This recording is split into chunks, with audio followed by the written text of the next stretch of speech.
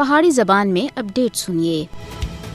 مقبوضہ ریاست جموں کشمیر بین الاقوامی طور تے ایک تسلیم شدہ متنازع علاقہ ہے۔ کشمیر دی متنازع حیثیت ایک ثابت شدہ حقیقت ہے اور اس وچ کسی بھی قسم دا کوئی ابہام نہیں ہے۔ دنیا دے سب تھی بڑے ادارے اقوام متحدہ دی قرارداداں ثابت کر دیاں کہ کشمیر ایک متنازع علاقہ ہے۔ بھارتی مکار سامراج سن اقوام متحدہ دے پلیٹ فارم اتے اس گل کو تسلیم کیتا کہ ریاست جموں کشمیر دے عوام کو یہ موقع فراہم کیتا جلسی کہ وہ رائے شماری دے ذریعے اپنے مقدر دا فیصلہ خود کرن، لیکن وقت گزرنا دے نال بھارتی مکار سامراج سن وعدہ فراموشی کیتی۔ کشمیر وچ بین الاقوامی سربراہی اجلاساں دا انعقاد یا غیر ملکی سفیراں دی یاترا کشمیر دی متنازع حیثیت کو تبدیل نہیں کر رکھتی۔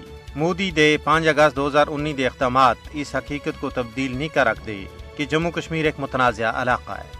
معاملے دی حقیقت یہ ہے کہ کشمیر بھارت دے جبری اور غیر قانونی قبضے وچ ہے۔ بھارت دی تسلط پسند ذہنیت اس کو یہ قبول کرنا تھی روک رہی ہے کہ جموں کشمیر ایک متنازع علاقہ ہے۔ کشمیری حریت پسند عوام اقوام متحدہ دی پاس شدہ قراردادوں کے مطابق تنازع کشمیر دا فیصلہ چاہتے ہیں۔ گزشتہ 7 دہائیاں تھیں بھارتی مکار سامراج سن نہ صرف کشمیر تے غیر قانونی قبضہ کیتا بلکہ علاقائی اور بین الاقوامی قوانین دی خلاف ورزی بھی کیتی ہے۔